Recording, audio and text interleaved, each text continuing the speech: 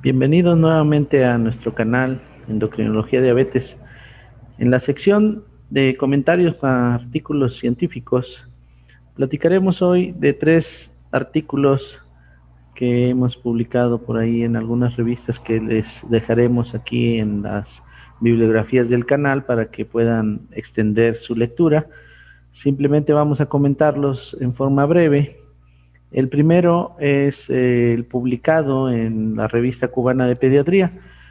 Este estudio que habla sobre la prevalencia de un parásito que se llama Blastocystis hominis, tratamos de determinar qué tan frecuente era en poblaciones menores de 12 años en una población mexicana urbana.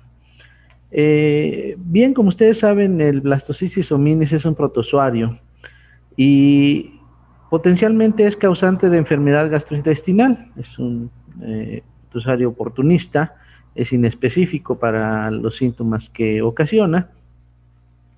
Y la intención de saber la prevalencia en una población urbana era de que el reporte de la literatura oscila entre 0.3% y 54% de prevalencias reportadas, muy extenso, muy variante. De tal forma que quisimos conocer cómo era en el lugar donde lo desarrollamos. Nosotros lo hicimos en una ciudad de San Luis Potosí, México, en una zona urbana, y esta prevalencia es tan disímbola de 0.3 hasta 54%, porque está estrechamente ligado a las condiciones de saneamiento. Entre más mal saneamiento haya, entonces las condiciones de hacinamiento y mala nutrición condicionan que la prevalencia se aumente, ¿verdad? Como lo vamos a ver en algunos de los cuadros que vamos a presentar. El objetivo de este estudio también consistía en ver si estaba asociado con otros parásitos, ¿verdad? Con otras parasitosis en estos niños.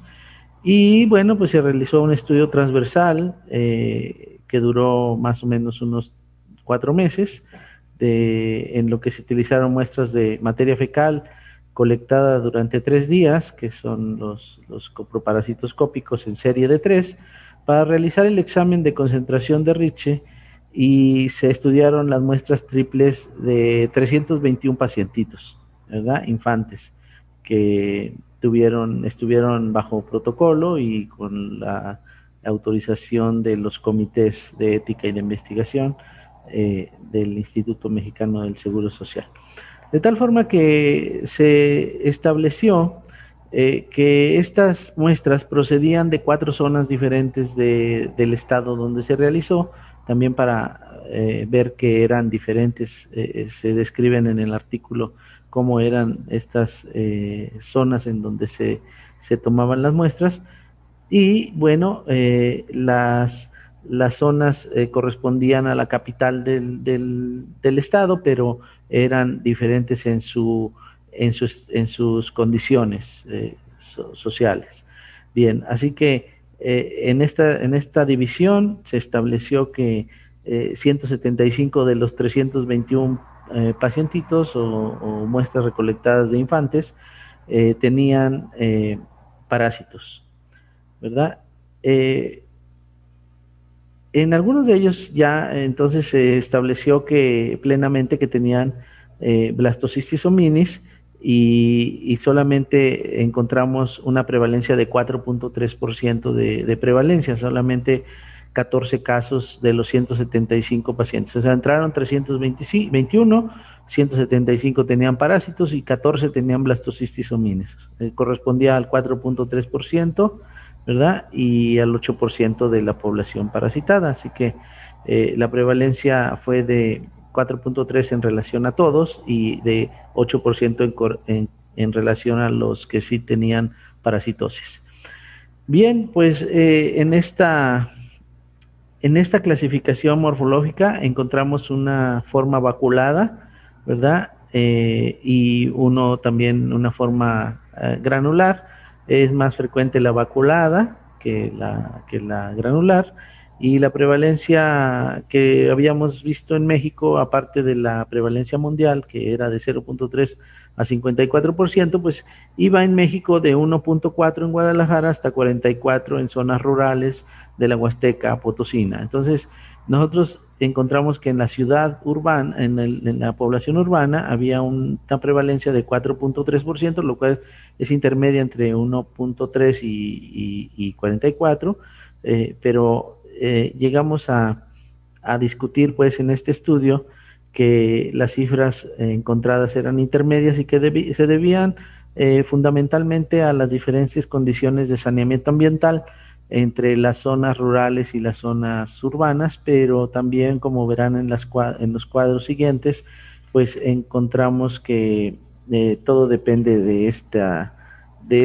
característica de las zonas, ¿no? Entonces, en la tabla 1 van a ver ustedes distribución de niños parasitados por grupo de edad. Aquí también varía entre la edad de los pequeños, entre los parasitados y no parasitados. Y en la tabla 2 que enseguida se muestra, lo van a ver en los niños con infecciones sencillas o que tenían un solo parásito contra los que tenían diferentes parásitos. Y después, como última relatoría de este estudio que les estoy platicando, van a ver cómo ustedes en las diferentes zonas de la misma ciudad, en donde se establecen diferentes condiciones socioculturales, pues encontramos también una diversidad, una modificación ahí de parasitosis un poquito ya más parecida, pero sí con algunas ciertas diferencias entre las zonas que se encontraban los pacientitos según su lugar de residencia. Muy bien, pues este estudio que les dejamos aquí, publicado en la Revista Cubana de Pediatría, les va a servir para repasar o para confirmar algunas de las condiciones que favorecen las parasitosis, especialmente en este parásito Blastocystis hominis, que es poco estudiado para las comunidades. Muy bien. Bueno, en segundo término tenemos el estudio que publicamos en la Revista de Medicina Interna de México.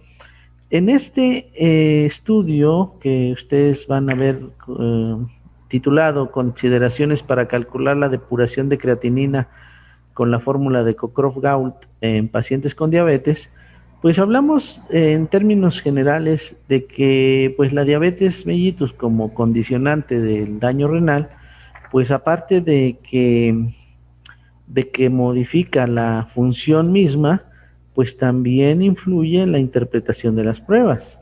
Así que la diabetes mellitus tipo 2 es una enfermedad que afecta a todos los órganos del cuerpo y bueno, pues el riñón no es una excepción. Así que la pérdida de la función renal que va deteriorándose poco a poco, pues tiene consecuencias también fisiopatológicas que van desde los cambios bioquímicos, ¿verdad? Hasta ya los cambios finales de complicaciones y fallecimientos, ¿verdad?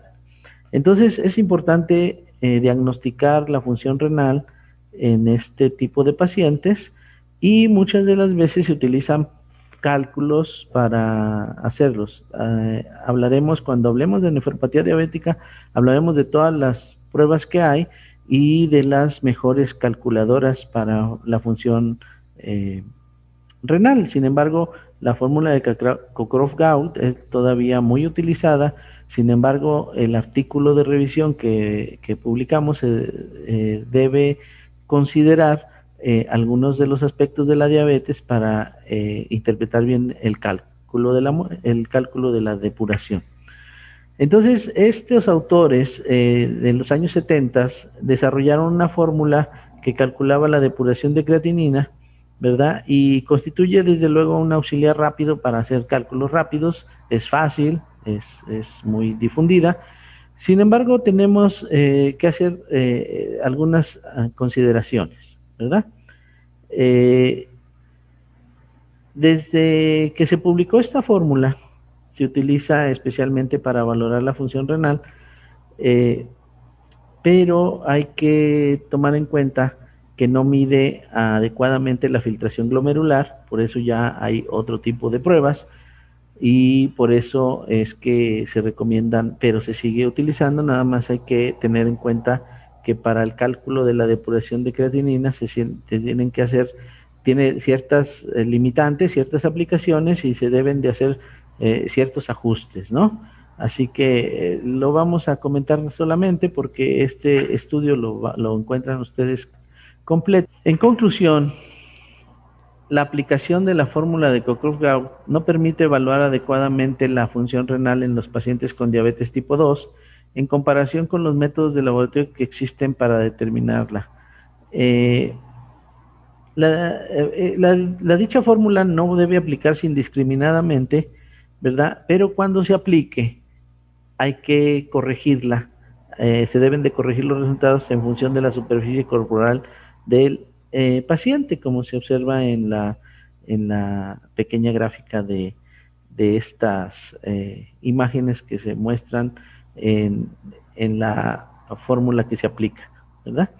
Bueno, pues nada más es un comentario a este artículo. Y finalmente vamos a comentar un artículo que es de revisión más extensa, no es ahorita el motivo para comentarlo con detalle, pero es una recomendación para quien le interese el abordaje multidisciplinario del pie diabético. Este es un artículo que publicamos en la revista de Endocrinología y Nutrición. Y este artículo habla sobre cómo es que cada disciplina, bueno, empieza describiendo la epidemiología y la fisiopatología del pie diabético, desde luego, pero habla de cómo cada disciplina, desde el abordaje del médico general, internista, eh, tiene ciertas participaciones en la alteración de la neuropatía diabética, las manifestaciones más frecuentes, el tratamiento farmacológico de la neuropatía con algunos fármacos, del tratamiento o detección de las infecciones desde tiñas, los tratamientos tópicos, los tratamientos sistémicos, las infecciones relacionadas con bacterias, las causas de ulceración del pie diabético, tiene también algunas consideraciones sobre antibióticos, curaciones, combinaciones de medicamentos, debridaciones, fotografías para que ustedes las puedan ir observando en estas imágenes, pero las pueden ver con detalle en la publicación completa. También tenemos como el tratamiento ortopodológico de las plantillas, la insuficiencia vascular periférica crónica aguda, las descargas con las plantillas que ustedes observan y desde luego listas de síntomas de pie diabético isquémico, síntomas de pie diabético neuropático, eh, diagnósticos no invasivos con Doppler, con interpretación de índice tobillo-brazo, comentarios sobre la oximetría de pulso y tratamientos médicos para mejorar lo que es la insuficiencia circulatoria con medicamentos, también tratamientos quirúrgicos, eh, unos comentarios con el oxígeno hiperbárico, también las características del pie de Charcot, hay también al final fotografías de amputaciones para ver lo del hecho de las imágenes del muñón, como algunos son adecuados, otros son inadecuados, y toda esta relatoría, revisión del abordaje multidisciplinario del pie diabético hasta terminar con los consejos prácticos para los pacientes y el tipo de zapatos que deben de tener, pues lo encuentran ustedes en el artículo de revisión abordaje multidisciplinario del pie diabético que está publicado en la revista de Endocrinología y Nutrición, del cual les dejamos la referencia completa aquí y que les queríamos platicar de esta publicación que realizamos hace un tiempo y que ahora estamos rescatando para difusión de los trabajos. Muy bien, pues con esto terminamos nuestra sesión del día de hoy. Vamos a dejar algunas todavía pendientes algunos comentarios. Hemos recibido propuestas de que platiquemos sobre estudios de tiroides para médicos y también los miércoles para pacientes. Ahí se van a abordar unas dudas que ellos tienen, pero también vamos a ver si conseguimos algunos de nuestros artículos relacionados con tiroides o de algunos otros autores para que también los comentemos aquí de revistas internacionales. Muchas gracias, hasta luego.